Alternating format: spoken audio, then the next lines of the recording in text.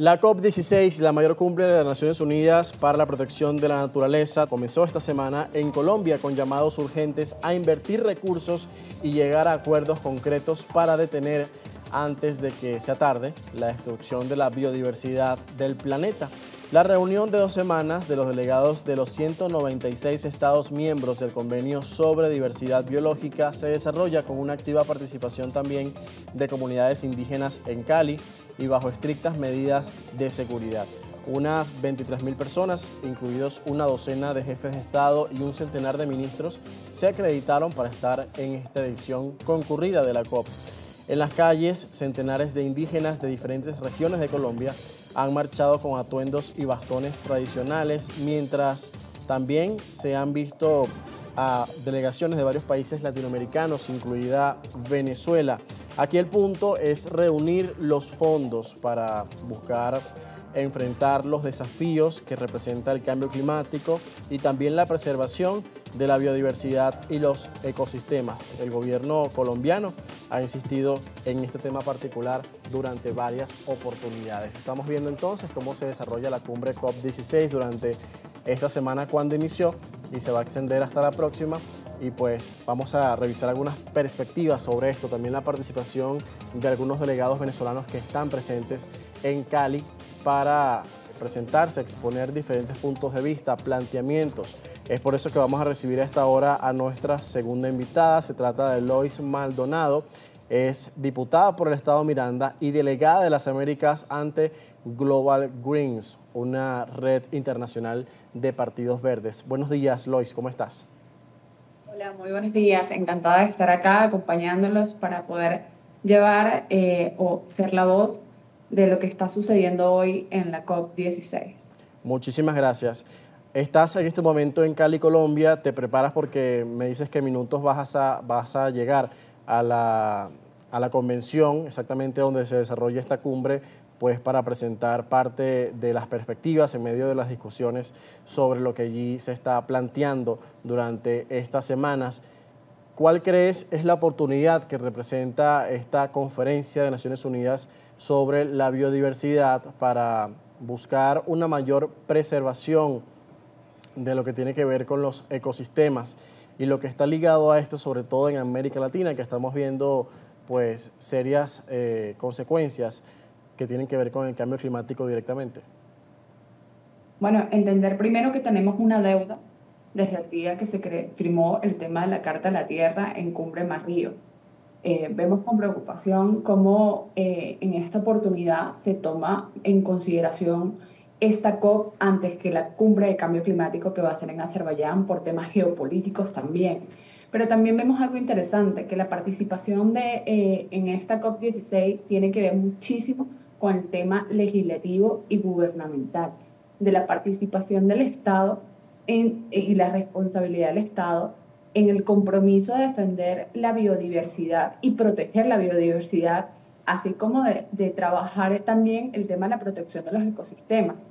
Entonces, la diferencia de este evento a otros es muy clara. Además que el año que viene se va a realizar la COP30 en Belén, en Brasil, y los delegados, absolutamente todos, tanto de ONGs como instituciones del Estado, como asociaciones civiles, estamos conscientes de que lo que se haga acá se tiene que materializar en un proceso de aquí a la cumbre de cambio climático del año que viene en Brasil. Y no solamente eso, sino que esto va a ser parte de la declaración final y de la resolución final que hay que cumplir en Brasil. Creo que esto es bastante grande que tenemos hoy los legisladores y los representantes de Estado, porque estamos hablando de transiciones energéticas, estamos hablando de protección de los pueblos originarios, o sea, alzar la voz y sobre todo proteger a nuestros pueblos originarios, el tema de la defensa de los ecosistemas, y estamos hablando del freno de combustibles fósiles, al igual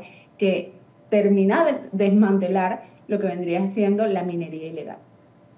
¿Qué plantean ustedes de parte de los partidos verdes, del Partido Ecológico de Venezuela y de Global Greens en estas discusiones que van a iniciar dentro de poco esta jornada?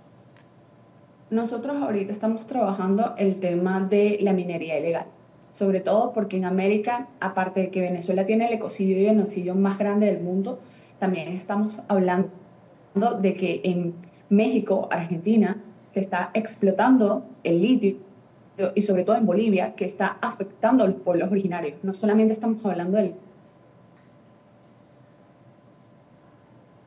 Sí, estamos conversando con Lois Maldonado, ella está participando en la COP16, la nosotros Conferencia de Naciones Unidas sobre la Biodiversidad. Retomamos contigo, Lois, estamos teniendo algunas fallas para escucharte. No sé si nos escuchas a nosotros allá en Colombia. sí los escucho, ¿me Perfecto, escuchan mejor? retomamos entonces, puedes continuar con tu idea. Sí, bueno, les comentaba que la minería ilegal es uno de los puntos, el tema de la reducción gradualmente de combustibles fósiles para generar una transición energética es otro punto, y el tema de la deforestación. Y obviamente está el tema de la democracia climática, porque sin democracia lamentablemente todas estas políticas que se están trabajando, se quieren implementar, no se van a lograr. ¿Y crees que hay avances en ese sentido que planteas de la democracia climática? ¿Están los países en este momento adaptados a esa iniciativa o también adaptando sus propias políticas públicas a lo que tiene que ver esa preservación de los ecosistemas? La verdad, creo que nos falta mucho. Desde una opinión personal, nos falta muchísimo. América Latina está transitando un momento bastante duro en donde generar políticas de transición energética o trabajar el tema de una democracia climática le cuesta. Por ejemplo, el caso de Venezuela. El caso de Venezuela es bastante grave porque nosotros no solamente tenemos el ecocidio y genocidio más grande, que es el arco minero de Venezuela, sino que además tenemos ecocidios como los derrames petroleros, tenemos la contaminación de nuestros lagos, etcétera, etcétera, etcétera, que está trabajándose, o sea, se está pasando en nuestro país y no se están tomando las medidas necesarias, porque falta la intención del Estado. Nuestros pemones están siendo literalmente llevados a trabajar dentro de la minería ilegal y sobre todo están siendo violentados tanto en su cultura como persona. Entonces, creo que el tema de la democracia en sí es un tema en América Latina, y para trabajar el tema de la democracia climática, como lo dije al principio, pues obviamente el Estado tiene que constituirse como Estado democrático para poder implementar las políticas exactas. Sin embargo, hay fondos verdes, hay fondos internacionales que se piensan otorgar a países en pleno desarrollo para que puedan implementar estas políticas, pero entonces estamos hablando de que también tenemos una corrupción y un populismo en América Latina, que tenemos y estamos luchando con ello. Entonces, ¿hasta dónde de verdad irían esos fondos? ¿De verdad el Estado tiene el compromiso de ejecutar esos fondos a transiciones energéticas, saneamiento de las aguas o la protección de nuestros pueblos originarios? Esa es como una pregunta general que, bueno, cuenta y depende mucho de aquellos que están en el puesto de poder. Y por eso los legisladores hoy nos estamos encontrando también, porque no solamente el gobierno, sino son los parlamentarios también quienes tienen el deber de llevar esto y llevarlo a nivel local para empezar a legislar políticas reales. En América Latina en general, ¿qué ha pasado con esos fondos que se han otorgado en el pasado? También en lo que fue la cumbre anterior de la COP15 que se celebró en 2022 en Montreal. También se plantearon temas diversos y se hizo énfasis también en los mares y los océanos. Ahora el Banco de Desarrollo de América Latina y el Caribe ha anunciado que va a aportar unos 300 millones de dólares. ¿En qué se traduce eso para proyectos, para iniciativas que puedan realmente contribuir a mitigar los efectos de la situación climática? Tú tienes un fondo que otorga bien sea los bancos internacionales, pero también tienes un fondo que, como te mencioné, es promovido por los países ya desarrollados para los países en pleno desarrollo. Ahora, este fondo no tiene retribución alguna luego que te lo dan. La idea es que tú cumplas las políticas con él.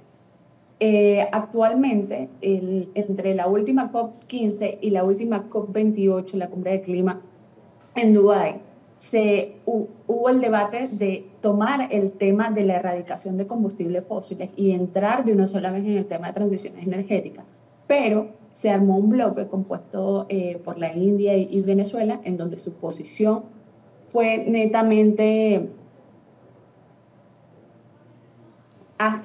su posición fue hacia el tema de no vamos a erradicar, nuestra posición no va a ser de esa forma, nosotros estamos solicitando un fondo de emergencia, que el fondo de emergencia es más alto que ese fondo, que son como 4.000 millones de dólares, en conjunto a Brasil y Colombia para cumplir políticas como transiciones energéticas y deforestación. Entonces, creo que los fondos todavía siguen en debate por temas políticos y por el tema del compromiso y cumplimiento del Estado en tal caso. Bien, y ahora los países también se han comprometido a aportar unos 250 millones de dólares a un fondo destacado del Marco Mundial para la Biodiversidad. ¿Qué efectos podría tener eso también a futuro ahora que está en discusión, pues, este tema, sobre todo en la COP16? Sí, cuando fue la cumbre amazónica, muchísimos de los pueblos originarios quedaron, y ONGs quedaron en descontento, porque lo único que se habló fue de la deforestación, no se habló realmente del contexto que implicaba el tema de los conflictos y los problemas que habían y suscitaban en la Amazonia.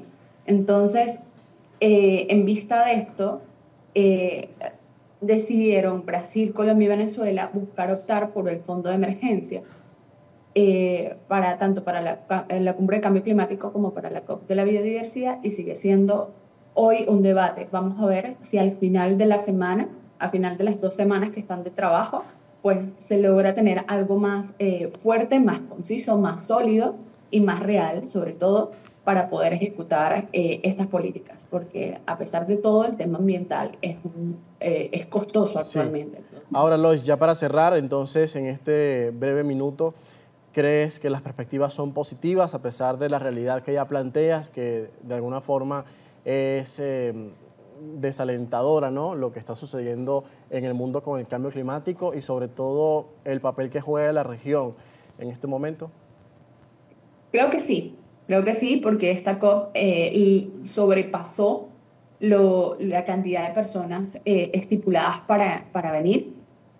Además de eso, que vemos en la conciencia de muchos de los delegados asistir a esta en vez de Azerbaiyán, porque saben el peso que tiene en América Latina proyectándose a la COP30 el año que viene. Y a su vez estamos viendo una participación mayoritaria de funcionarios como parlamentarios, voy a explicar los parlamentarios, porque son los que han buscado tener ese debate en la COP como tal. Entonces vemos que estos 3 días que han pasado nada más han sido netamente de Estado, de gobierno, ministros de ambiente, y obviamente hoy tocan los parlamentarios. Entonces vemos que el tema de la democracia climática o el ejercicio de las funciones de los parlamentarios para implementar estas políticas está sucediendo y está pasando. Tiene ese toque político esta COP, y creo que eso lo hace distinto. Bueno, esperamos que sean también distintas y positivas las noticias que tengamos al cierre de esta cumbre. Muchas gracias por acompañarnos estos minutos. A ustedes por invitarme. Gracias. Con nosotros en primera página, Lois Maldonado, delegada ante Global Greens, una red de partidos verdes internacionales que abogan por mayor contribución y voluntad política de los países ante la realidad que representa el cambio climático o el calentamiento global.